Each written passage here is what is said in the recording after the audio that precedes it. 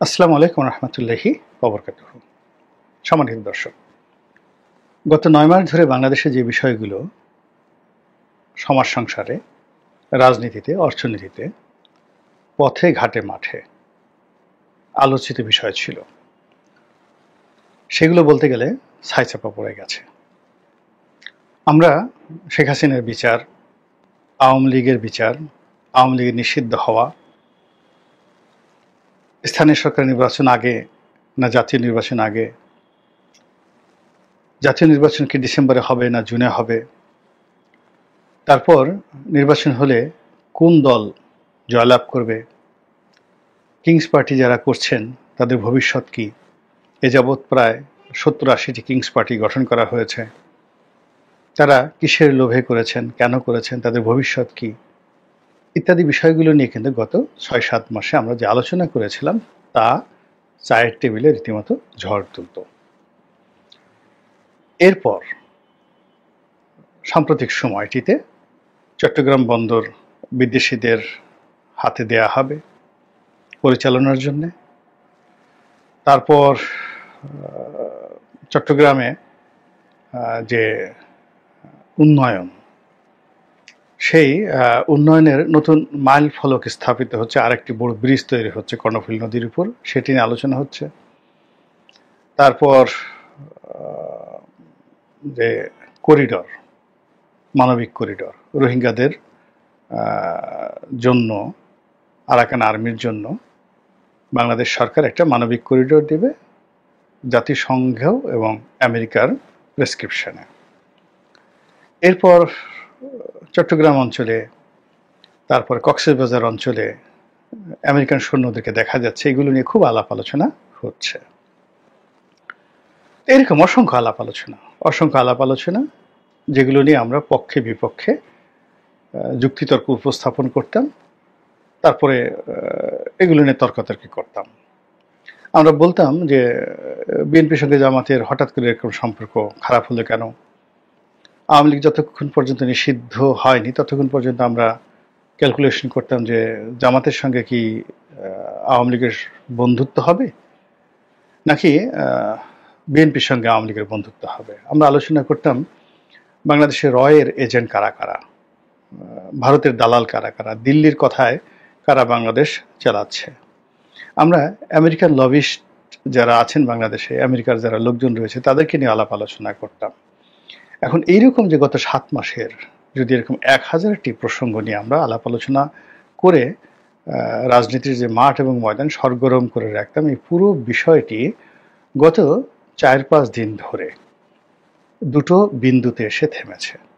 সমস্ত অর্থাৎ ১,০০০ ইস্যু দুটো বিন্দুতে এসে গেছে। একটা বিন্দুর নাম জেনারেল ওয়াকারুজ্জামান, আরেকটি বিন্দুর নাম ডক্টর মোহাম্মদ ইউনূস। এই দুটো বিন্দুর সামনে, পেছনে, উপরে, নিচে কেউ নাই, কিচ্ছু নেই, সব কিছু ধামাচাপা পড়ে গেছে। এখন বক্তব্য হলো কে থাকবেন, ডক্টর মোহাম্মদ ইউনূস থাকবেন ক্ষমতায় নাকি জেনারেল ওয়াকারুজ্জামান থাকবেন? কে জিতবেন, ডক্টর মোহাম্মদ ইউনূস না জেনারেল ওয়াকার? কে ভালো হবে আমাদের জন্য, ডক্টর মোহাম্মদ ইউনূস নাকি ওয়াকার?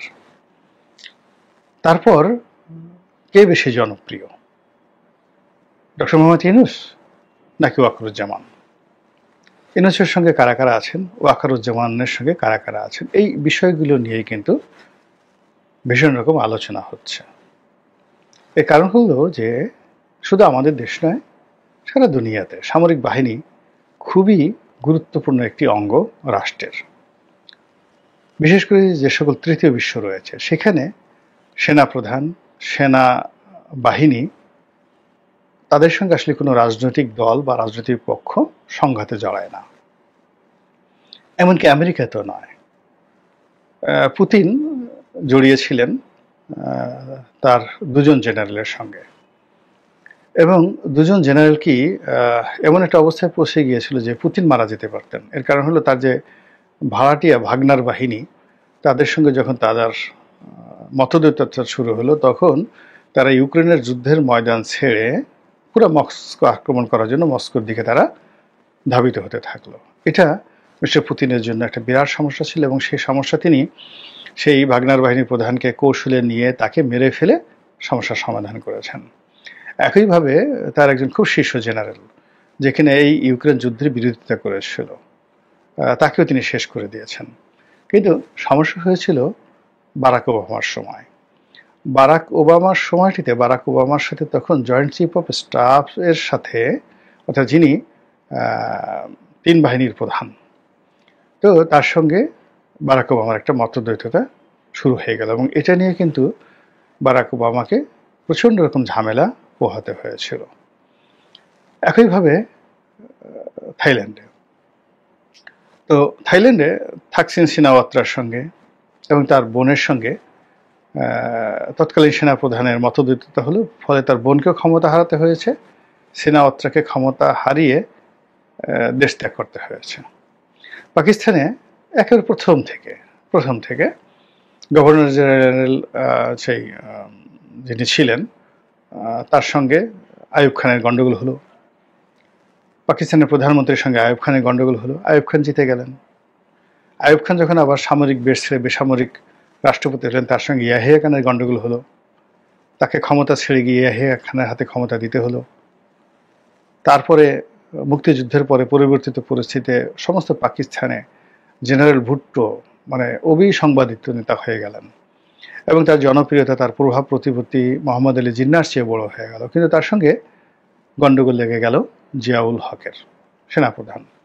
এবং জিয়াউল হক কি বলবো, শেখ হাসিনার একেবারে একান্ত বিশ্বস্ত অনুগত যদি কোনো সেনাবাহিনীর প্রধান যেমন জেনারেল আজিজকে ধরা হয়, জেনারেল আজিজ শেখ হাসিনার জন্য সব কিছু করতে পারতেন। তো এইরকম ভুট্টো সাহেবেরও খুব অনুগত ছিলেন কিন্তু জিয়াউল হক। কিন্তু তার সাথে যখন দ্বন্দ্ব সংঘাত শুরু হলো, সেই জিয়াউল হকের কাছে তাকে ক্ষমতা মানে হারাতে হলো এবং ফাঁসিতে ঝুলতে হলো।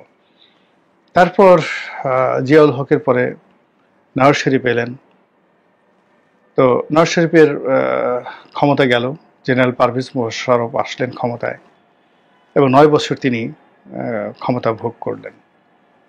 আবার সেই পারভেজ মোশাররফের সঙ্গে তৎকালীন সেনাপ্রধানের সঙ্গে তার গণ্ডগোল হলো, তিনি যখন বেসামরিক প্রেসিডেন্ট হয়ে গেলেন, তাকে ক্ষমতা হারাতে হলো, বিশেষ করে কার্গিল যুদ্ধ নিয়ে। এবং সর্বশেষ এর মধ্যে আবার সেনাবাহিনীর সাথে গণ্ডগোল করে বেনজির ভুট্টো 2 দফায় ক্ষমতা হারালেন, আসিফ আলী জারদারি ক্ষমতা হারালেন, বেনজির ভুট্টো তো প্রাণই দিয়ে দিলেন, মারা গেলেন। এরপর তিনি যেটা করলেন যে একেবারে সর্বশেষ যেটা পাকিস্তান সেনাবাহিনীর সঙ্গে যাকে বলা হয় গণ্ডগোল করে ইমরান খান সাহেবের মতো বিশ্রুত এবং সারা দুনিয়াতে তার মতো এরকম জনপ্রিয় ব্যক্তি, প্রধানমন্ত্রী হিসেবে, ব্যক্তি হিসেবে, এমনকি টম ক্রুজও নন, স্টার অফ দ্য স্টার, মানে যেখানে ইমরান খান দাঁড়িয়েছেন, মানে উনি প্রধানমন্ত্রী হওয়ার আগে এবং পরে কিংবা সব জায়গাতে, মানে বিশ্ব মঞ্চে যেখানে তিনি দাঁড়িয়েছেন সমস্ত লাইটগুলো তাকে, ফ্ল্যাশগুলো তাকে কেন্দ্র করে হয়েছে। সেই ইমরান খান তিনি তার যে সেনাপ্রধান মিস্টার বাজওয়া কিংবা এই যে এখন যিনি আছেন আসিফ মনির, তাদের সাথে তিনি পারেননি এবং তার পুরো জীবন শেষ হয়ে গেছে। তিনি এখন তার দল নিষিদ্ধ, পার্টি নিষিদ্ধ, রাজনীতি নিষিদ্ধ, তিনি এখন জেলে মরছেন। আপনি যদি পাকিস্তানের ছেড়ে ভারতে যান, এটা এত বড় একটা গণতান্ত্রিক দেশ, সেখানেও সেনাবাহিনীর সঙ্গে ইন্দিরা গান্ধীর যখন মতদ্বৈততা হলো, সেখানে ইন্দিরা গান্ধীকে কিন্তু পরাজিত হতে হয়েছিল, সেনাবাহিনীর সঙ্গে তাকে আত্মসমর্পণ করতে হয়েছিল। এবং জেনারেল মানেকশ তার লেখা পড়ে দেখেন, মানে তাদের এই দুজনের যে সম্পর্ক, সেই সম্পর্কের মধ্যে অনেকটা অহিনকুল সম্পর্ক ছিল। এবং এই কারণে কি হলো, যাকে বলা হয় ইন্দিরা গান্ধীকে কিন্তু অনেক মূল্য দিতে হয়েছে, প্রচুর মূল্য দিতে হয়েছে। সঞ্জয় গান্ধীর মৃত্যু, তার নিজের মৃত্যু, স্বর্ণমন্দির আক্রমণ, বাংলাদেশের স্বাধীনতা যুদ্ধ, অনেকগুলো তার যে সিদ্ধান্ত, সেই সিদ্ধান্তের সঙ্গে সেনাবাহিনী একমত পোষণ করেনি। সেই একমত পোষণ না করার কারণে তার জীবন, তারপর তার সন্তান রাজীব গান্ধীর জীবন, তারপরে তার আরেক সন্তান সঞ্জয় গান্ধীর জীবন তছনছ হয়ে গেছে। এবং এই ঘটনা থেকে পরবর্তীতে যারা, অর্থাৎ রাজীব গান্ধীর পরে যারা ক্ষমতায় এসেছেন, সেখান থেকে আজ অবধি মিস্টার নরেন্দ্র মোদী পর্যন্ত তারা কিন্তু সেনাবাহিনীর সঙ্গে কখনো কন্ট্রাডিকশনে যায়নি। এমনকি এই যে পাকিস্তান ভারত যুদ্ধ হলো, পুরো রাজনৈতিক নেতৃত্ব চাচ্ছিল যে এই যুদ্ধটি আর কিছুদিন চলুক, কিন্তু ভারতের সেনাবাহিনী সেটা চায়নি। এবং ভারতের সেনাপতিরা সাবেক এবং বর্তমান তারা সরাসরি মিস্টার নরেন্দ্র মোদীকে যে ভাষা আক্রমণ করেছেন এবং যেভাবে সমালোচনা করেছেন, এবং কাশ্মীরের দায়িত্বরত একজন লেফটেন্যান্ট জেনারেল যেভাবে তাকে গ্রেপ্তার করা হয়েছে, তিনি সরাসরি অস্বীকার করেছেন যে এই যুদ্ধ তিনি করবেন না। ফলে কি হলো দেখুন, যুদ্ধ শুরুর 24 ঘন্টার মধ্যে ভারতকে উদ্যোগী হয়ে আমেরিকার কাছে প্রস্তাব দিয়ে এই যুদ্ধ বন্ধ করতে হয়েছে। এখানে ইন্ডিয়ান মিলিটারি সেটা চাচ্ছিল না। তো ভারত, পাকিস্তান থেকে শুরু করে আমেরিকার যদি এই অবস্থা হয়, তাহলে সেক্ষেত্রে আমাদের বাংলাদেশ বেসিক্যালি পাকিস্তান মিলিটারির একটা ডুপ্লিকেট কপি। অর্থাৎ আমাদের যে ট্রেনিং, আমাদের যে ড্রেস কোড, সেনাবাহিনীর যে ড্রেস কোড, আমাদের যে আর্মস, আমাদের যে যা কিছু আছে, ইভেন আমাদের সিভিল সার্ভিস কিন্তু ইন্ডিয়ান সিভিল সার্ভিসের মতো না, এটা সিএসপি, পাকিস্তান সিভিল সার্ভিসের আদলে। আমাদের যে জুডিশিয়ারি, এই জুডিশিয়ারিতে এলাহাবাদ হাইকোর্টের চাইতে লাহোর হাইকোর্টের রেফারেন্সগুলো আমরা বেশি ব্যবহার করি। এবং আমাদের যে লিগেসি রয়েছে, জুডিশিয়ারি যে লিগেসি রয়েছে, সেখানে পাকিস্তানের যে ধারাবাহিকতা রয়েছে সেটা কিন্তু ইন্ডিয়ান সুপ্রিম কোর্টের যে ধারাবাহিকতা সেটা আমরা কিন্তু অনুসরণ করি না, এমনকি ব্রিটিশ ল আমরা অনুসরণ করি না। তো আমাদের সেই যে পাকিস্তান ঘরানার যে সেনাবাহিনী, যে আমলাতন্ত্র, যে ট্রেনিং এবং যে মন এবং মানসিকতা আমাদের সেনাবাহিনী ধারণ করে, সেখানে এই সেনাবাহিনীকে চ্যালেঞ্জ জানিয়ে কোনো রাজনৈতিক শক্তি বাংলাদেশে টিকেননি। এমনকি বঙ্গবন্ধু শেখ মুজিবুর রহমান সাহেবও নন, তিনি টিকতে পারেননি। এবং এই সেনাবাহিনীর সবচেয়ে জনপ্রিয় কর্মকর্তা জেনারেল জিয়াউর রহমান সবচেয়ে জনপ্রিয় সেনাবাহিনীর মধ্যে। এখন পর্যন্ত এরকম কোনো জেনারেল জনপ্রিয় হননি, কিন্তু তারপরেও কেবলই মাত্র রাজনৈতিক কারণে তিনি যে বিরোধিতার মুখোমুখি হয়েছেন, যে তাকে অসংখ্য বলা হয়ে থাকে, প্রায় মোর দ্যান 40টি তিনি মোকাবেলা করেছেন এবং সর্বশেষ তিনি প্রাণ দিয়েছেন।